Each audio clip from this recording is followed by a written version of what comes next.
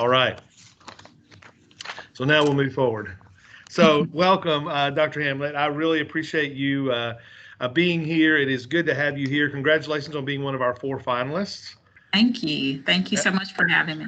Absolutely. I appreciate your applying and doing all the necessary paperwork that we ask of you and all the background stuff that we had to go through and dealing with TSBA through all that piece of the initial pieces of this. So I really appreciate all your work in there. And thank you for your patience as we are navigating these waters of the COVID-19 outbreak and just the social distancing that we have to find ourselves in, and just that we have to meet like this as well. So I really appreciate your accommodating us in the middle of this as well. So there is the timeline that we're on is that we did 2 interviews yesterday, and then we'll do 2 interviews tonight, and then we will take some time to deliberate with one another. At some point, we'll deliberate this coming week, probably get some feedback from the community once they have an opportunity to view the videos from our interviews yesterday and today. And then we'll be making a decision. Our plan is to do that by the end of next week. Hopefully by Thursday of next week is our plan. And so just again, I announced that these will be broadcast, or they'll be broadcast, and they'll go live on Monday, April 6th. So people will be able to tune in and watch them. So we're going to give you a chance to kind of start us out and tell us a little bit about whatever you want to tell us. There's some things that either you didn't include or you want to highlight for us. We're going to give you that chance to do that. And then each member of the board will ask you a question and allow you a chance to respond. And so we'll kind of do a round robin piece of that. So it'll be one board member asking you from time to time, and then we will just kind of go in a round robin. Know that we're asking you the same questions that we're asking every other candidate, so there are no questions that are specific to you. We're asking them to everyone. Okay? Any questions for me? No, sir. Okay, well, we're going to turn it over to you, and why don't you just start us off? Okay.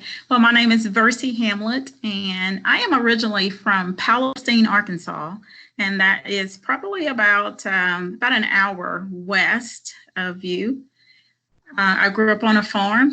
I am one of 10 children, and growing up on a farm, we learned a lot of strong work ethics and values, and my parents were very strict on us, and we all were bound to be very successful in life. And so I left the farm and I attended Lane College in Jackson, Tennessee, where I achieved my bachelor's degree.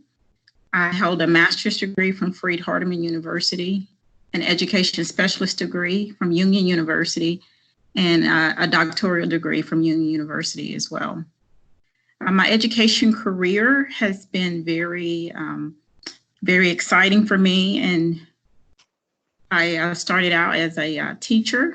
I was in the classroom for 11 and a half years, and then I became an assistant principal, a principal for about 4 years, a supervisor of elementary education for about 3 years, and then I was promoted up to chief academic officer for all in the Jackson-Madison County school system.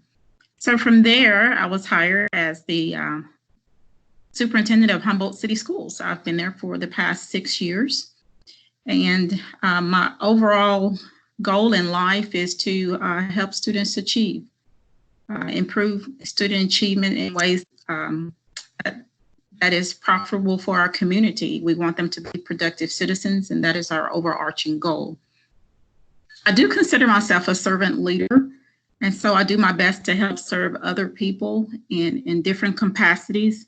And so that has been my journey during education, and I love to support people in any way that I can. I have been married to my husband, Melvin, for 20 years. We do not have children, and so I am dedicated to my job. And so that is just a little bit about me to get started, and I look forward to the interview. Awesome. Well, thank you for sharing that with us for sure. We, just as an FYI, I know as you see us on your screen, we'll be looking down. We're taking a lot of notes. So it's not that we're not paying attention by any means. We're taking a lot of notes. So if you see us looking away or something like that, that's what we're doing. That's fine. Just long as we're still recording, because it's frozen right now. Just long as it's still recording, we're fine. Yeah, I think it is. Russell, do you want to speak into that, Russell, Mr. Overby, before we jump too far ahead? So I'm seeing everybody move, and I'm hearing all the audio. The bandwidth is looking good on our end. Okay. If you get to someplace, Dr. Hamlett, and there's a place where you didn't understand a question, or you go, hey, I didn't understand that, we repeat it again, by all means, let us know that. And or if you get a glitch or something, it stops, wave your hand, wave a flag or something, blow a horn, and we'll stop and go back for sure. Okay. Thank you so much. Awesome. So we'll start out with Mr. Lamar. He's going to ask you your first question. Okay. Thank you, Dr. Hamlett, for joining us this Friday afternoon. My question is, explain how you would develop a school system budget, and tell us who you would involve and how you would involve them. Okay, I've had 6 years of just being the superintendent of the district and assisting in creating a school budget. So I've had a lot of experience doing that, and I do want you to know that I've had 6 years of a clean audit, and so I am very involved. I'm very particular about how funds are spent, and so the first thing that we typically do is to involve all stakeholders: board members, administrators, teachers, parents, students. And so we do what we call a needs assessment. We look at our strategic plan to see what our overarching goals are for our mission and our vision for our district. And just having everyone at the table to share ideas and focus on what the important needs for the district are. So that's the first thing, is getting everyone together. And then the second thing is focusing on the needs. So once that has been achieved, we allow every department to report out what's important in their area and have their needs assessments shared with the board members. Because I firmly believe in listening and having those crucial conversations. That's important for everyone, and then bringing that to the table. And so that is a part of our strategy that we've used, and I will continue to use that strategy to get everybody involved. Also build relationships with community members, because I understand that the county commission is the funding body. And so to build those personal relationships with them as well, that's very important. And then to make sure that everything is aligned to the strategic plan. When we spend funds, it must be a reason. Is it related to, how does it impact student learning? That's my first question. How does it impact student learning? And is it aligned to our budget itself? And I know it has to be approved by the board. So we do go through this rigorous process of analyzing our needs, getting and aligning it with our strategic plan, and everyone has a voice. Okay, thank you, Dr. Okay. All right, thank you. We'll move on to Ms. Conley. All right. Dr. Hamlett, how have you implemented technology for instructional purposes? Well, for about 2 years now, we have implemented our one-to-one technology for our students. We have the Dell devices for learning in the classroom. So when we first implemented the plan, we were going grade 6 through 8. And we're going to just implement one grade a year after that, going into high school. And then we partnered with Tyson, and they afforded us $175,000. And so what started as a very small integration of technology from one-to-one for our students became a very quick implementation for 6th through 12th grade. And so this is our second year with all of our one-to-one technology. We use Schoology and Clever as our management systems, and we've had a lot of extensive training in those areas. All of our teachers have those devices as well in their classrooms. They have Promethean boards. In our lower grades, we have pre-K through 5, they're using the iPads.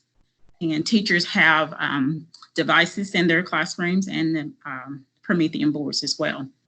We did something different for our 6th graders. They have the one-to-one, but they also have the virtual reality goggles, I think those are called. And some of our high school for our coding class, they have the drones and of course the coding technology in their classrooms with the 3D printers. And so we've done a really good job, I feel like, implementing technology in the classroom and training as well. Thank you. Thank you. So I'll ask you your next question, Dr. Hamlett. What are your views about the current curriculum that we use at ACS, and how, if at all, would you change current curriculum? The only thing that I would look to help assist in is getting this new reading language arts. I think that's what you are getting ready to implement. And so as looking at your curriculum and your strategic plan online, that's really the only thing that I can see that really needs assisting in, is to lay out the new reading language arts program. It is going to be fully aligned with the state standards. And so the implementation process, it takes everyone, and looking at your tool online, you also include a lot of people on the committees already that have had eyes on that. And so I will be very instrumental in implementation and sharing it with all of our stakeholders. Awesome, thank you, I appreciate that. You're welcome. Ms. Williams. Yes. Good afternoon, Dr. Hamlett. Good afternoon. Good afternoon. In your administration, what avenues are open for you to listen to the concerns of employees? I have an open door policy, and I've always had that, even when I was a principal. So people technically don't have to make an appointment to see me. I am very visible in the community. I'm very visible in the classrooms. And so I have those opportunities, just meeting people. I'm visible in the classroom. If teachers have a question, I'm available. They can always stop by my office or a phone call, by email. I'm always very accessible. And so those are some ways that people have access to me, some avenues. And in the beginning of my tenure at Humboldt, I had a lot of listening sessions. And so that was very effective, going out into the community listening. And so I will implement that as well. Just being available and not having any rules about you have to make an appointment to see me. That is not how I operate. I'm always available. Thank you very much. You're welcome. Dr. Viox. Yes, thanks for joining us, Dr. Hamlett. Most people that know me understand that I'm a huge proponent for legislative advocacy. I believe it is the most important function of the board and superintendent, other than students, obviously. Would you relate to us your legislative advocacy efforts with regards to public education in your current job or capacity? Sure. Well, there are several opportunities that we've had to meet with legislators in the Gibson County area. We've had some one-on-ones with our legislators, and just coffee and a talk about some current issues. And so having those personal relationships have been very beneficial in creating some bills for our state. And so I think that it's very imperative that we have those personal relationships where they can take our message to Nashville and to share it with others. And so I've had those opportunities not only with the legislators, but with other superintendents for our TOSS, Tennessee Organization for School Superintendents. We have advocates there. and for TSBA as well. So I'm members of both of those organizations, and the Tennessee Small Schools Equity. So I sit on 6 boards. So that should tell you, I hope that tells you that I am heavily engaged in our community and I advocate for public education.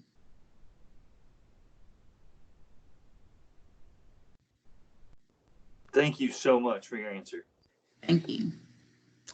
All right, round 1 over. Big exhale. All right. All right, we'll move back to Mr. Lamar. Mr. Lamar with his second question for you. Okay, thank you, sir. How would you work with the school board in the implementation of their strategic plan and policies? Well, I think it's a collaborative effort. And in my past, we have worked with Tennessee School Board where they actually have led work sessions. And so I'm not sure if that's what you all have done, but my intentions would be to work closely with the school board to share the mission and vision for Arlington schools, and also have everybody a part of that team. And when I say everyone, we're speaking school board members, we're speaking about administrators, teachers, parents, students, and community stakeholders. And so I would be kind of a liaison to say, these are the needs of our school district. And then once we all sit down and create the plan, my job is to enforce the plan, to get a team together to make sure that the plan is carried out. And throughout the year, we will do some assessments to see where we are, especially in, I was looking at your strategic plan. You have 4 goals and they're very easily achievable goals. And so those goals should be measured throughout the year, and I should be very transparent in relating the results to you. So that's how I see my part of being in the strategic plan, is to help create the plan and then to implement it and then provide assessments along the way, results along the way. Thank you very much. You're welcome. Oh, Ms. Conley. What community organizations or activities do you think the superintendent should participate in? And tell us which of these organizations you already participate. Well, I'm in a very small community, and I think that the superintendent should be involved in a lot of organizations and be well immersed in what's going on in the community and be a part of that. And so civic organizations, business organizations, church affiliations. And so I told you before that I sat on 6 boards, and I'm on the board of Rotary, the United Way of West Tennessee, the Chamber, part of that, the Tennessee Small School Districts. I am a part of my sorority, and that's free labor right there every day. We're a service-oriented organization. And so those are just some of the ones that I partake in, and I'm very passionate about what I do. And I am involved in a lot of things going on in the community. And let me just give you some examples. If I am asked to attend a function, I show up. I put it on my calendar, and it's my job to be visible in the community. So when I have those opportunities, I share the mission and the vision of our school district, and I try to build personal relationships because we want our students to go out and be great citizens for the community, and that's really what it's all about. So if it's the Lions Club or Rotary or church affiliation or a museum, I'm there, and typically I'll have some people with me from my staff to be engaged in the community. Thank you. Thank you. All right, Dr. Hamlett, what do you believe are the most important qualities for a principal to possess? First, I want to know if they love children. and I know you probably don't hear that often, but I want people around me or around students that love children. And are you committed to do whatever it takes to enhance student achievements? We need some people that are committed, that are team players, and have great ethics. Having those strong ethical values, that's very, very important to me. And I would love for them to have a strong educational background and a diverse background as well. That's important, not only for racial, but for different circumstances, if it's a poverty issue or economic status. So I would like to have a principal that has had some experiences in different areas. All right, thank you very much. Thank you. Ms. Williams. Dr. Hamlett, could you explain what you have done or will do to build and maintain a good relationship with the school board? Yes, ma'am. I really think it's important to build personal relationships and maintain those personal relationships. So in the beginning of my tenure, I met one-on-one with board members. I made myself available. I was able to communicate often with them, sending them emails or giving them phone calls about updates with the school system. I do believe that working together, we can achieve more. So it's very important that we have an open line of communication. And I am here to implement what you've asked me to do. So having that personal relationship just open so many doors in that way. And I firmly believe that should be a respectful culture. I have to be honest, I have not always had that. I've had a lot of challenges during my tenure, but I always remain respectful. And I believe that is very key. My mom taught me that a long time ago, and it goes a long ways. And so having a great relationship with the board, working together, and we may not always agree, but we have to be here for students. And that's the ultimate goal. So that's very important to me. Thank you so much. Sure. Dr. Biox. Yes, Dr. Hamlett, these are sort of uncertain times for any superintendent with regards to the governor and a commissioner of education that have demeaned the job our teachers and administrators are doing. Teachers seem to be responsible for more and more student-related issues such as poverty, drug abuse, multiple medical problems, including mental health, and a myriad of social issues. Please tell us your legislative plan to prove to the state legislature how well public school is doing in light of all of this. Well, that's a challenge because there are so many variables that play into that. But I would like I would hope that they would come and be involved in our schools to actually see what's going on. And then I could share our strategic plan to say, these are some things that we are trying to achieve, and here are some ways that you can help us. If it's building capacity amongst our staff, or if it's making sure our curriculum is fully aligned with our state standards, and making sure the state standards are really what we truly want to keep.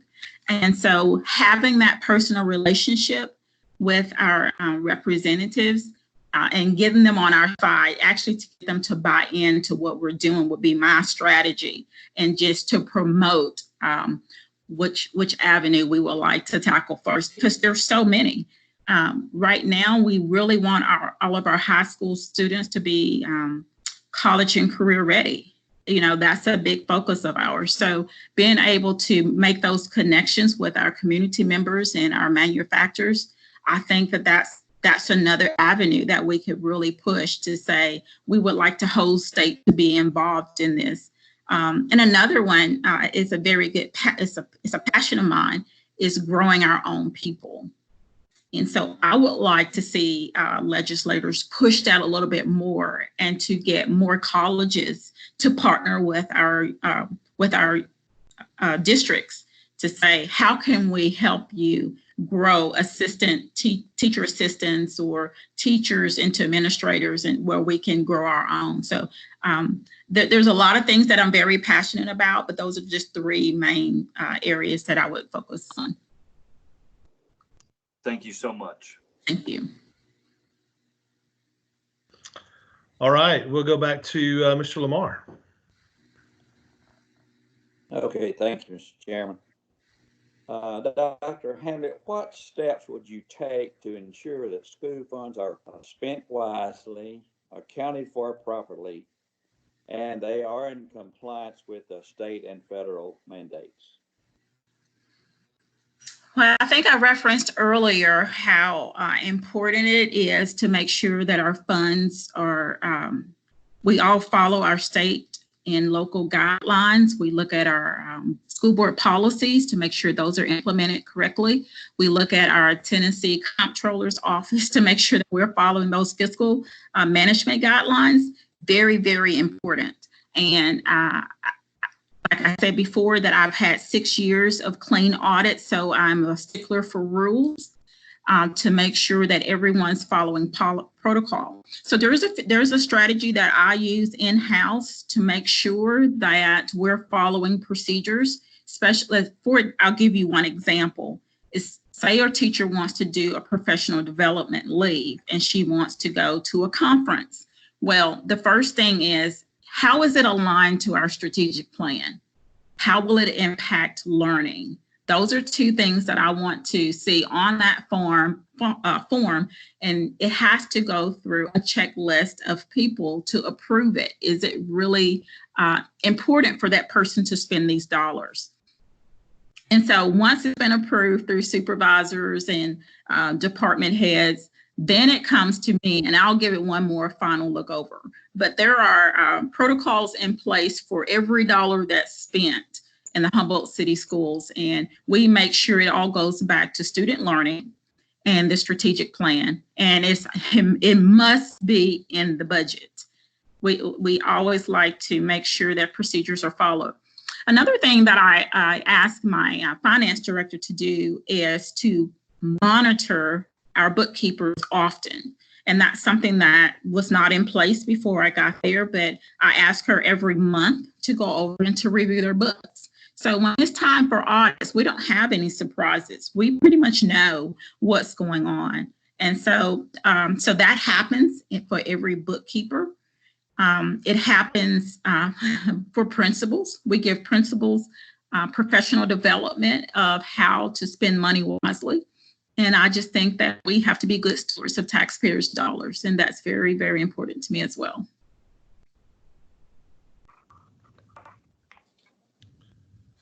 All right, Ms. Conley.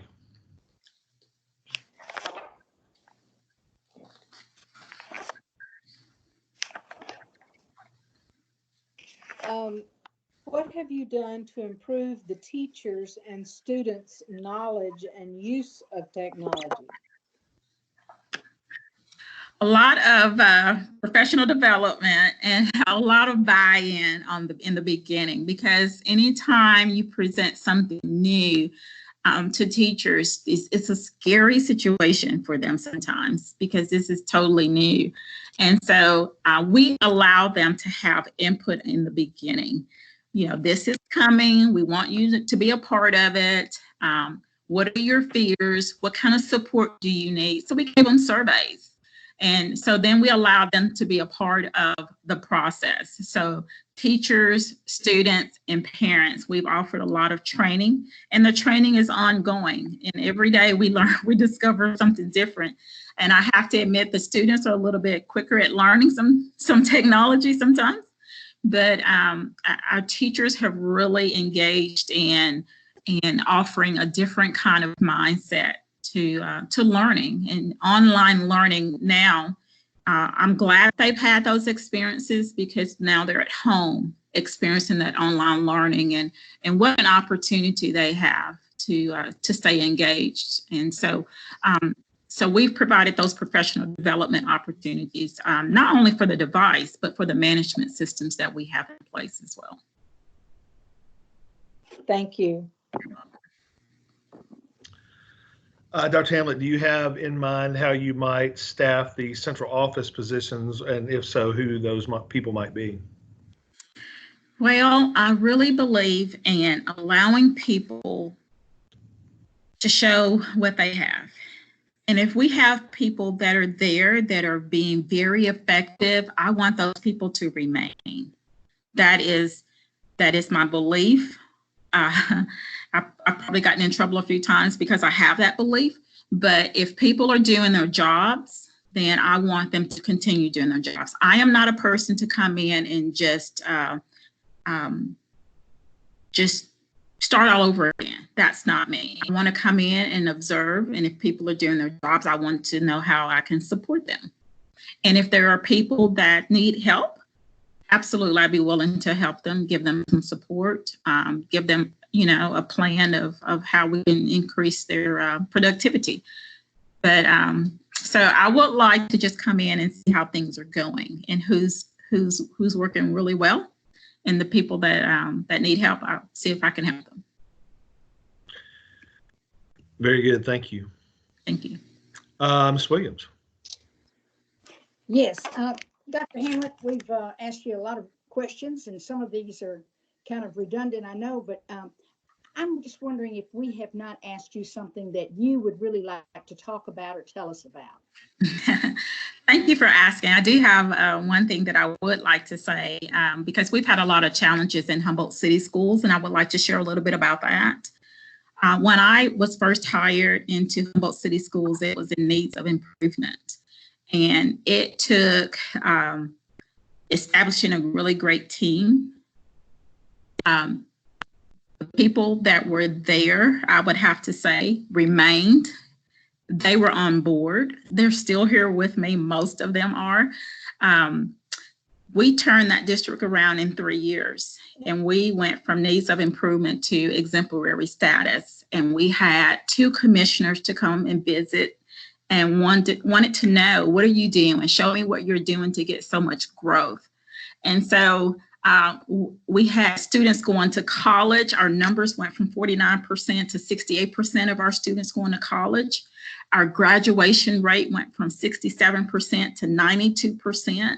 And we were doing some amazing things, and we put a lot of things in place that I think a lot of people take for granted, like dual enrollment or honors courses. And so we implemented so many things, and we were able to get grants, and all of that is listed on my resume. So you might ask what happened, because we did kind of fall back. Well, the years that we achieved exemplary status, we sit next door to Jackson, and they recruited all 3 of my principals and most of my staff for as principals. And so we're in the stages of rebuilding. And so when you see that our scores have fallen, they have, but it's because we are having to rebuild. And financially, I couldn't compete with Jackson to keep those principals and teachers. And so, but I want you to know that in 3 years, we turned the district around, and we were making some great strides. And then I had to start all over again. Wow. Thank you so much.